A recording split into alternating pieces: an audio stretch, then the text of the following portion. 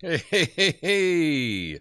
Welcome, everyone. It is that time of year. Spring cleaning. Indeed. And I'm not just talking about cleaning out your closets or dusting off your bookshelves. No. I'm talking about cleaning out your life. Getting rid of all the clutter and toxicity that's been holding you back. And let's face it, after the last couple of years, we could all use a good life cleanse. First of all, let me talk about social media. Unfollow those people who only bring negativity to your feeds. You know the ones. Always complaining, never offering solutions. They're like the grocery bags stuffed under the sink. They just keep multiplying like bunnies. So it's time to purge them once and for all. And while we're on the subject of social media, let's talk about all those political arguments. It's time to clean those out too. Look, we all have different opinions, but do we really need to argue about it online?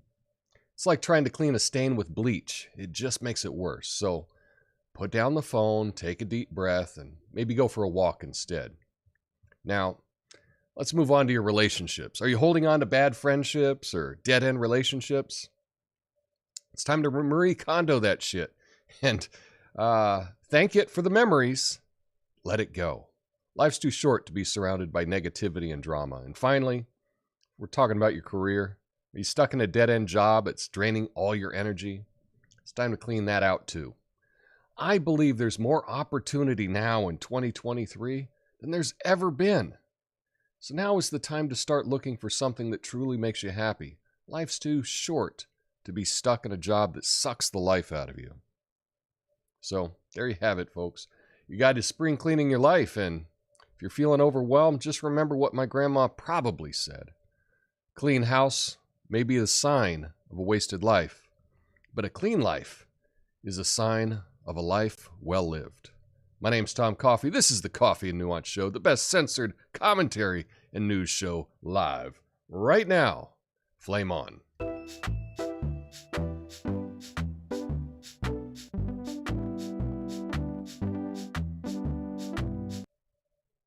All right. Put another $1 in the jar because I keep using the phrase all right when I don't know what to say. That's me. But we're talking about spring cleaning right now. And I want to let you in on something. I'll be honest. And you know when someone's honest on online is because they preface it by saying, let me be honest. Silly. This is all projection. Everything that I said in that monologue, that's all stuff that I need to work on. And often that's what I do. I will talk about in a monologue what I really need to work on. And by putting it out there into the world, I hear myself say it, and it does have an impact on me. So maybe you don't need to spring clean your life. Or if you're like me, you do. There are a lot of things that I need to work on. And now is a good time to do it. Might as well. There's something about, up until whenever, the new year is arbitrary. Like when we decide what a new year is. But often throughout history, the new year would be in the spring. Because it's a fresh start. And it can be a fresh start with all the things in your life. Yeah, clean up your house, make it pretty. I get that. But clean up the other things that are ugly in your life, or the things that are cluttered in your life. I think you're going to be really happy if you do that. It's going to be satisfying. So that's the main topic today. But let's talk about, let me tell you about what else is going on today. I want to talk about the end of COVID. Oh, yeah. The recovery of Portland. Got some news on that is not surprising whatsoever. These public charging stations, there's a warning about those. I want to touch on teen curfews. And if you have any better ideas than what the mayor of Baltimore is choosing to do, nuclear energy in Germany is at a turning point. I'll tell you what that is. And lastly, I have a quartet that you may or may not have heard about, but I think it's some good news. So first, let us get to the first story that we have, and that is about the end of COVID.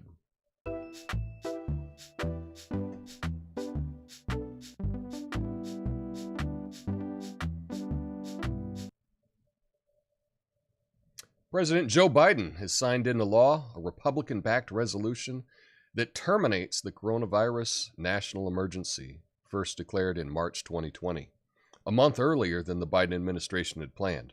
A separate public health emergency tied to COVID will remain until May 11th.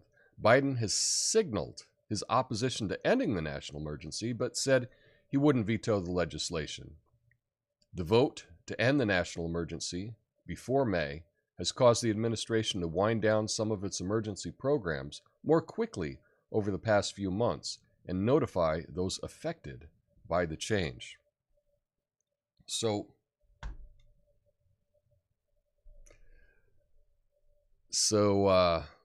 that's it. It's over. Finally. You know, what did they tell us? 2 weeks to stop the spread?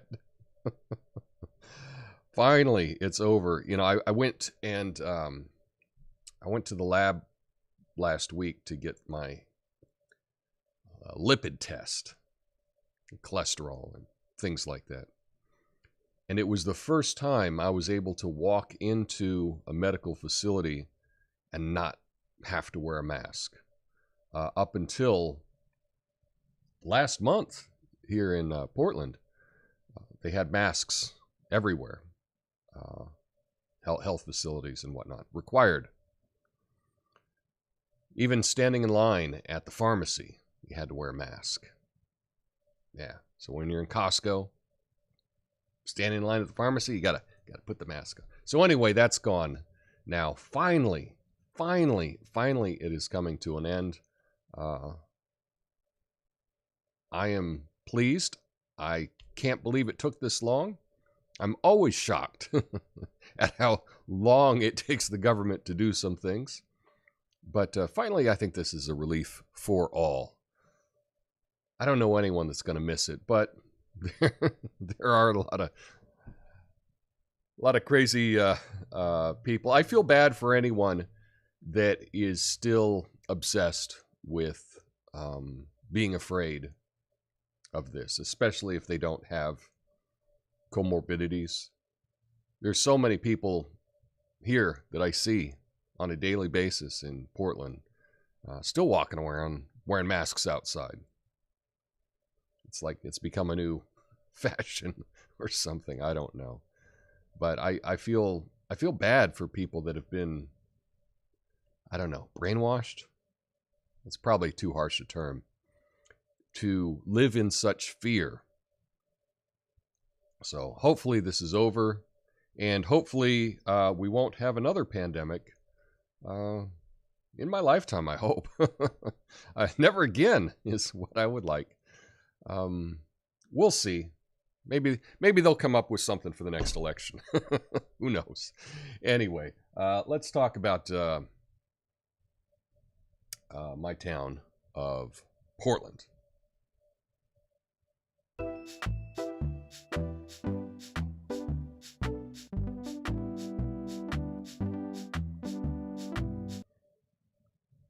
A new study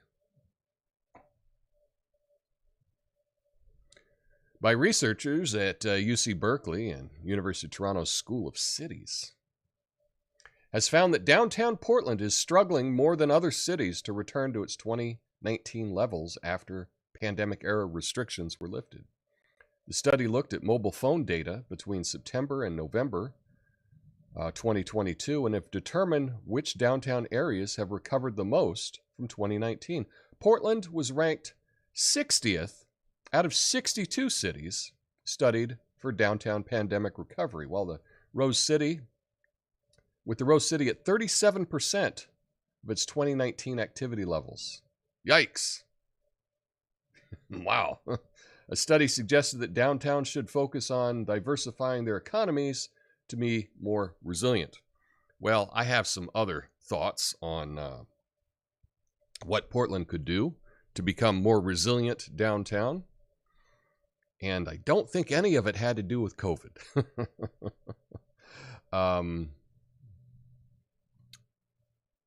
This has been a trend in a lot of cities, a lot of big cities, especially on the West Coast.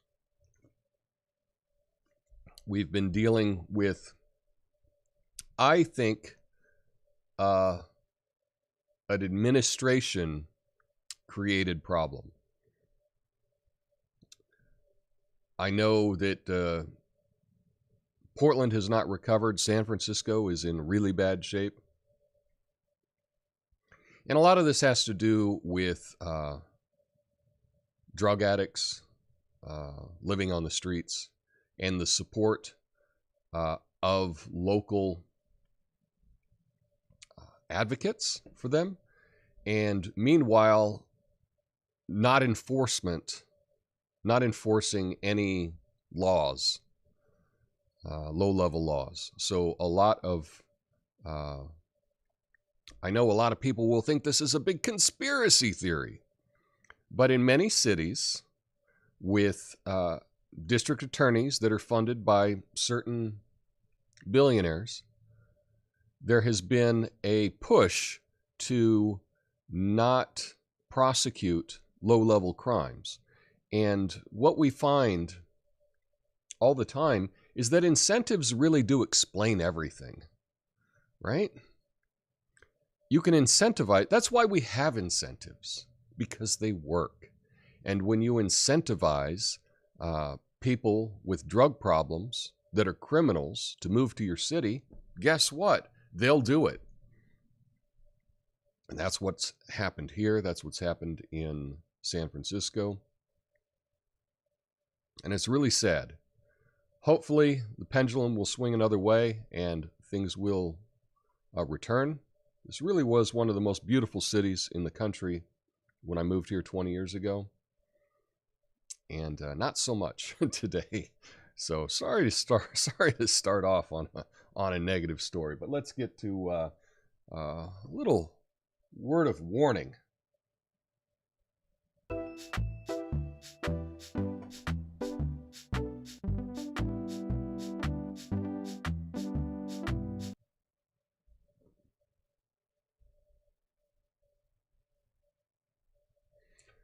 Public smartphone charge stations can be dangerous due to a practice known as, quote, juice jacking, where attackers hijack charge stations or cables to deliver malware to smartphones through their data pins.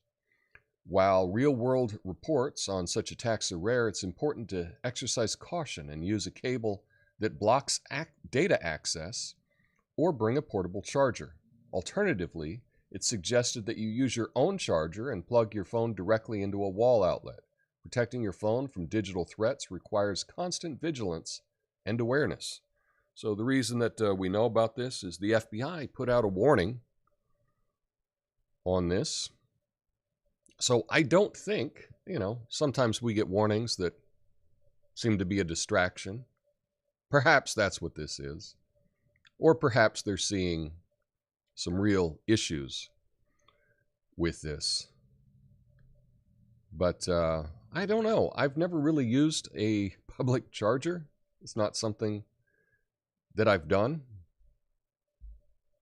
I do walk around. I do have a little battery pack so I can charge my phone, and I keep it with me in my bag.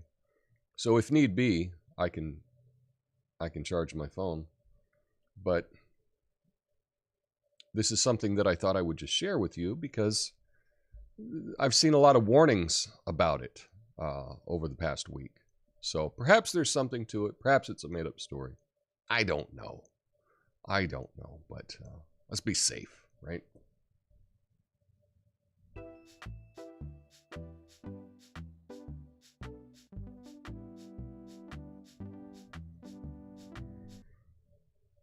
Baltimore Mayor Brandon Scott has announced a citywide curfew for minors that will be enforced starting Memorial Day weekend. The decision came after a large fight involving minors occurred near the Inner Harbor, resulting in the injury of a 14-year-old and a 16-year-old. The curfew for anyone 14 years old and younger will be 9 p.m., and for anyone younger than 17, it will be 10 p.m. Mayor Scott has announced plans for summer camps and programs for kids while emphasizing the importance of accountability and support for families. This move comes in response to the continued rise in violence involving teens, with 5 children under 18 fatally shot and another 23 injured by gunfire since the beginning of 2023 Baltimore. Wow. That is, yikes. That's a lot. Now, just on an enforcement level,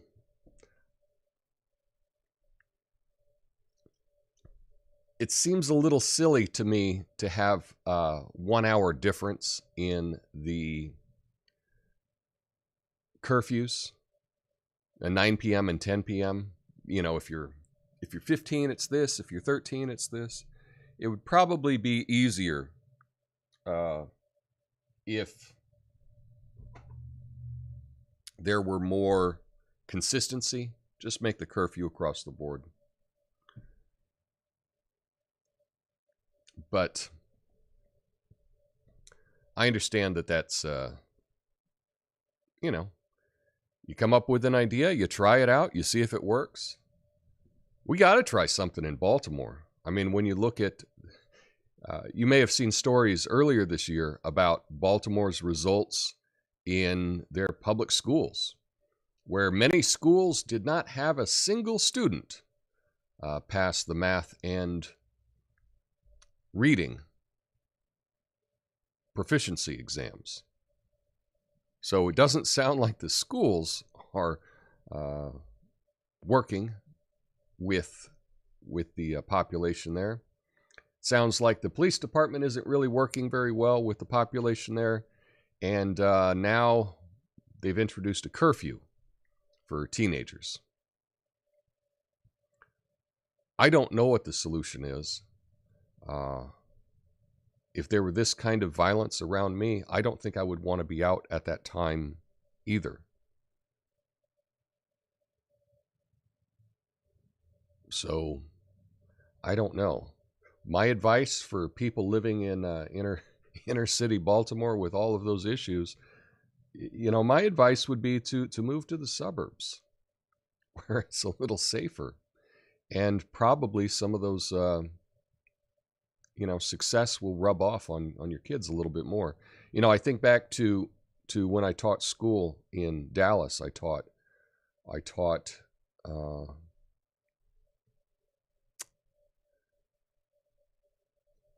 at a very urban school. I guess is that the good way of saying it, or is that a bad way of saying it?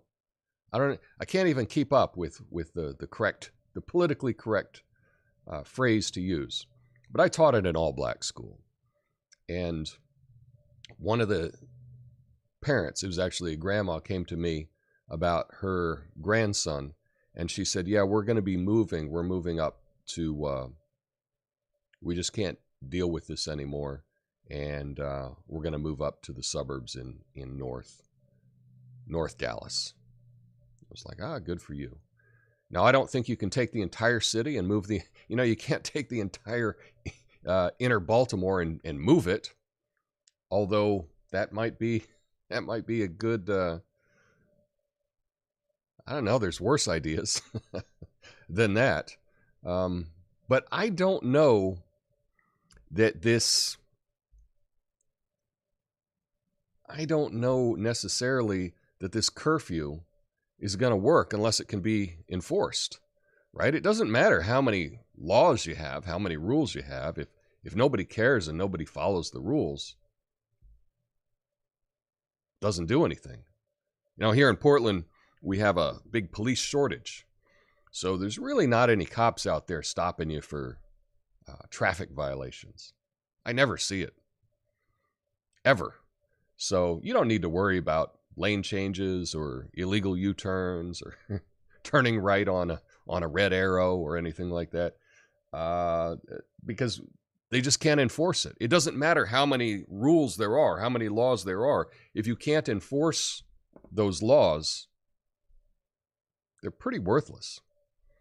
So, let's keep an eye on Baltimore and see if this turns into a better summer for the teenagers of Baltimore. I hope so.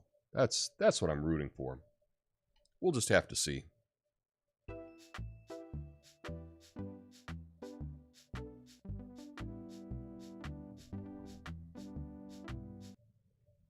All right, nuclear. Always going to say that name wrong. Always going to say that word wrong. I don't know who we can blame on saying that incorrectly first, and it just caught on, you know. But Germany is set to shut down its last 3 nuclear reactors on April 15th as it phases out nuclear power despite an ongoing energy crisis. The decision to phase out nuclear power was taken in 2002 and was accelerated by Angela Merkel in 2011 after the Fukushima disaster. While many Western countries depend on nuclear power, Europe's largest economy is betting that it can succeed in its green transition without it. Even if the subject remains controversial, the country needs to install 4 to 5 wind turbines every day over the next few years to cover its needs, warned Olaf Scholz. Now, interesting. That is really shocking to me. I lived in Germany, and when I was there, I actually got a really cool photo. I went on a tour of one of the plants, and I took a picture from below, like in the cooling tower, up to the circle. It was one of my favorite photos that I took while I lived there. But this is really shocking, especially with the pipeline, Nord Stream 2 pipeline being destroyed. That was gonna be the source of energy to Germany. And with that gone, and with now all of their nuclear plants closed, what are they going to do? I don't think that you can windmill your way out of this, you know. If I could use wind power to power my studio, I would totally do it. Not going to happen. You know, it just doesn't work that way. And you know, so it's a good thing that the U.S. is stepping in to sell Germany energy. What a surprise. But if I were Germany, I'd really be looking into who destroyed their source through destroying that pipeline, but maybe they don't want to find out who really did that. I don't know. Do you have any thoughts on this? You know, it is interesting. The narrative on nuclear power over the last couple of years has really changed. And I've heard some people talk about, oh, it's clean nuclear, it's safe, and this generation 4 nuclear, there's never been a problem with it, blah, blah, blah, etc. I would encourage you not to just take this point of view. Just, oh, it's totally safe. It's totally safe. How do you know it's safe? Well, I heard it on a podcast. I heard it on, you know, the Dilbert guy said it, you know, so he looks like a smart guy. So obviously it must be true, right? I'm very hesitant to support nuclear energy, and perhaps I'm being a little overly cautious. Nuclear energy may be the way out of the climate crisis, if that's a thing.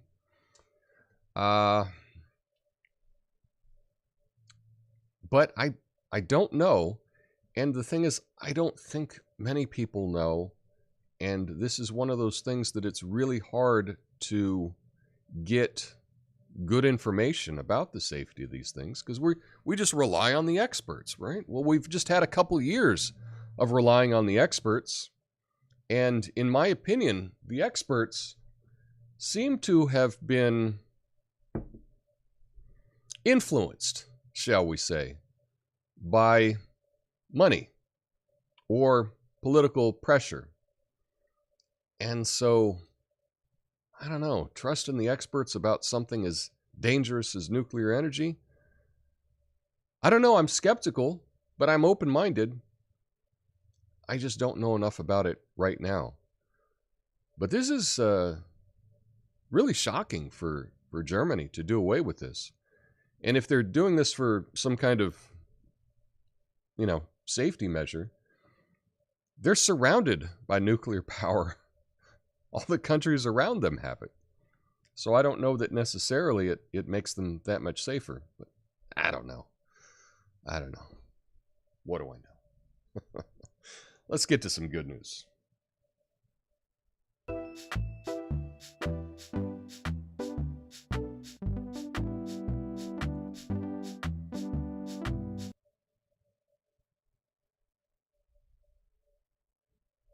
A family of 4 in Brooklyn turned their pandemic pastime into practicing music into a profitable venture. The Quarantined Quartet, consisting of parents Jason and Elsa and their sons Joseph and Noah, filmed and posted daily performances of their flamenco and Spanish guitar skills on Instagram. What started as a family project has turned into over 1,000 days of performances, booked nights at venues like Tavern on the Green, and special concerts called Candlelight. The Hochmans, who founded the New York Guitar Academy, credit the quintet with saving their business and attracting new students from all over the world. I think this is cute. Did you ever see this over lockdown? This is one of the things that went viral a couple of times. And it was a lot of fun. And I thought it was... I like these stories. I think they're inspirational, and sometimes we just need a nice, light, inspirational thing. So I encourage you, after this is done, if you want something just, sweet, wholesome, do a quick search for the Quarantine Quartet and play one of their videos. I think you'll enjoy it. Anyway, that's the news that I have for you today. Stick around for the after show where I will be addressing all of your comments, including telling you the difference between this video and a podcast. And I will be back tomorrow with a big idea for Big Idea Wednesday. Thanks for joining me. If you've made it this far, hit the like button, share, etc., all that good stuff. And I will see you mañana. Peace.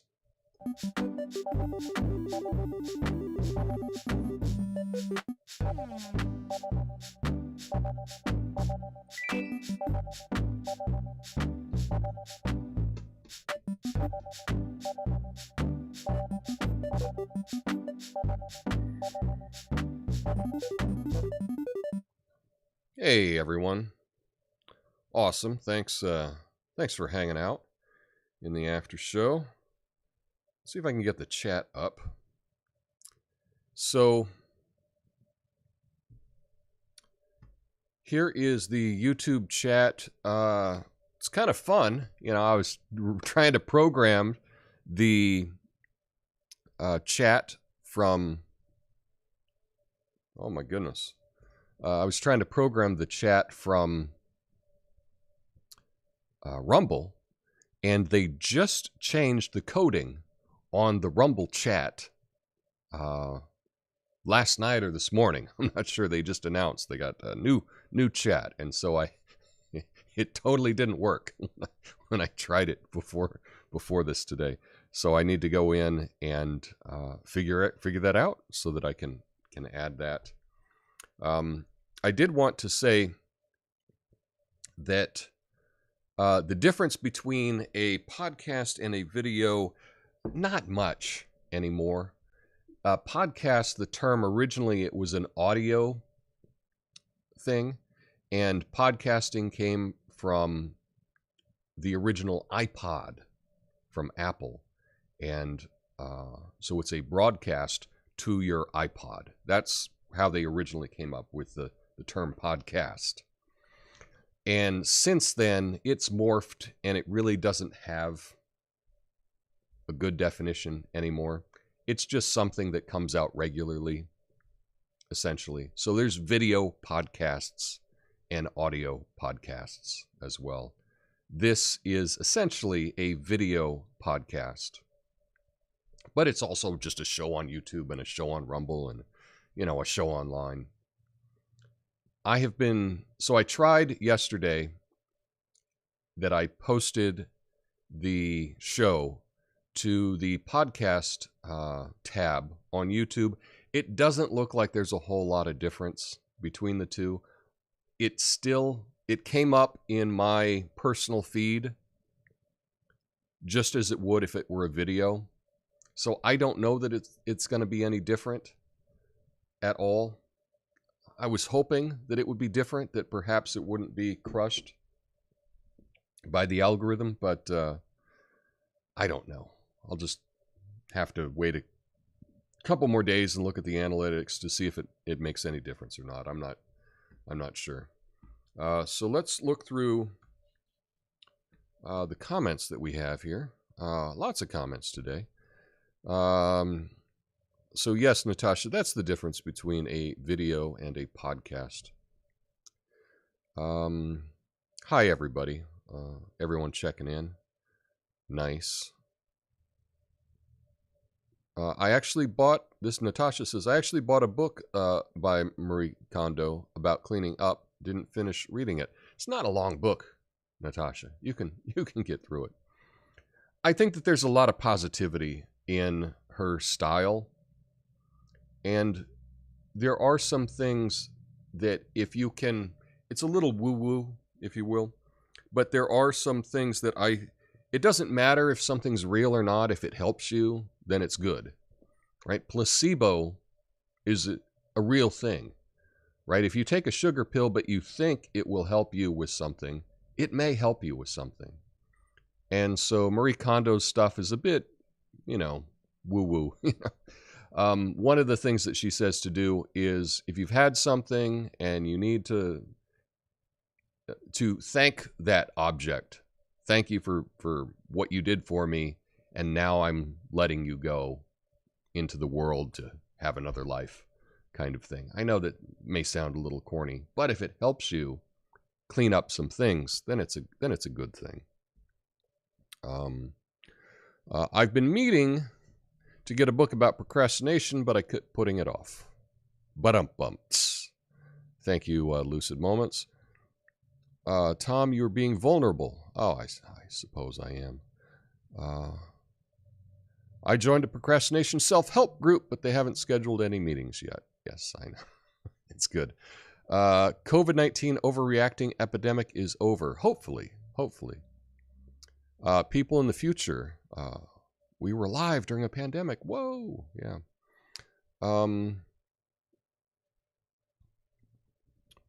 Let's see. When I was in Portland a decade ago, its downtown was the most hipster downtown I've experienced. It's a shame it's not recovering.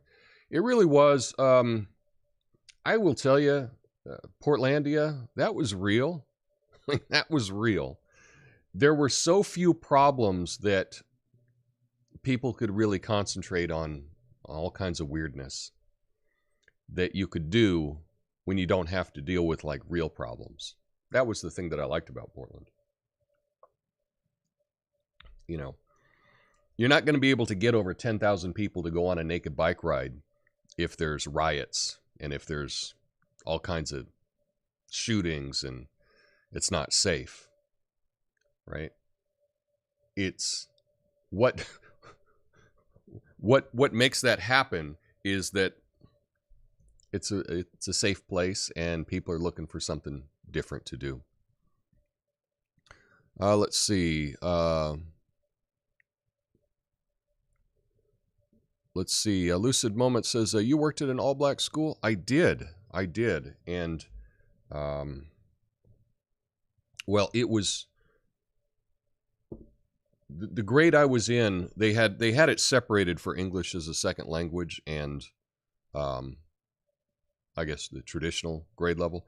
But for the non-English as a second language classes, it was 100% black.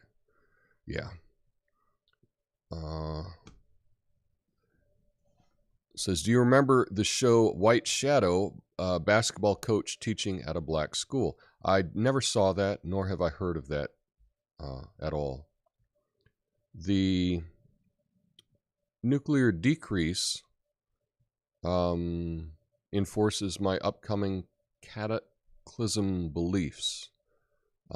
Too many big words for me. I'm going to have to look that up. Look how environmentally friendly they are by starving and shivering. Yeah. Germany is pipeline complacent. Very true. If something wipes out the power grid, such as an EMP, they wouldn't be able to cool the rods after a while, and there would be a nuclear meltdown. Okay. Again, the whole nuclear thing, I have not really spent a whole lot of time looking into it. I don't really understand it. And I just haven't put any focus on it. I don't know that I ever will. I don't know that I care.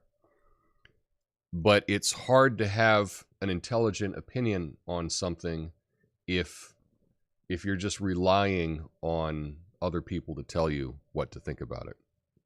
Names of the quintet sound like Sound of Music family Von Trapps. True. Sounds Like Rain is a nice musical family to follow also. Okay, Sounds Like Rain, R-E-I-G-N. Never heard of them, but I like that kind of wholesome stuff. Some people haven't hit the like button. Yeah, what's up, people? Hit that like button. On the podcast, there's no live chat. So the podcast that I did, I believe that podcasts don't have live chat. So I'm recording it live on YouTube, and then I will cut it and post it as a podcast. Trying that. So I'll try that for a week and see what that is like. So we'll just have to see. Marie suggested rolled up clothes a certain way and placing them so they could all be visible, and that seems silly, so I quit reading. There's, it's like with everything. There can be some good ideas. You don't have to take all of the ideas. It's like my show. I think I have some good takes, and I probably have some you don't agree with, But if you can get something out of it, it can be, the show can be a good thing. But I wouldn't expect everyone to be 100% on anything. I did find Marie Kondo the first time I looked at it to be kind of silly. And there's one thing that she does that just doesn't work for me. She's a little tiny lady. She's tiny. And so she folds up her t-shirts and she's able to put them vertically in the drawer. I can't do that. And I'm not going to do that. But that doesn't mean to throw out all her ideas. I think that one of the reasons that she did become so popular, she really did have some good ideas, especially about decluttering and letting things go. A lot of times we just need an excuse to let things go. And if you can take an idea from someone and it works for you, then that's all you need.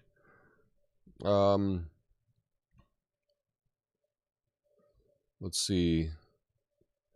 Yes, once live is edited, it wipes out the chat replay. Perhaps I'm working on the chat replay. I'm trying to figure it all out to have the best show possible. And I know that all of you that support me in the live chat, I do want to make that part of the show. So just so you know that I know that's what I'm going to try to do. So I'm looking out for you because that's it. My YouTube history let me still see yesterday's live stream after it was gone. Yeah, what I did with the live stream is I just set it to private and then re-edited it. I guess I could delete it, but if I take a video off, I don't actually delete it. I just make it private so it doesn't show up when you search for it. Anyway, that's all I have for you today. Again, I will keep working on everything. Let's see if we can get it. Let's see if we can get it better. I'm going to edit this and post it, and hopefully it'll be posted in the next couple hours. Yesterday I said it'd be up by 3, and it was up by 3:30 maybe.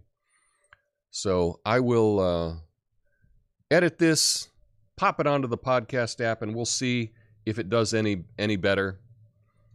Over on Rumble, I did the same thing and totally did not work. I posted a video. I edited it and I posted it as a video, and it got like 7 views or something, whereas Friday's live show got 500. So I will not be taking down the live stream on Rumble. I'm just going to let that stay up as it is. But anyway, that's all I have for you today. I hope you all have a beautiful day, and I appreciate the support. I will see you mañana with a big idea. So until then, peace.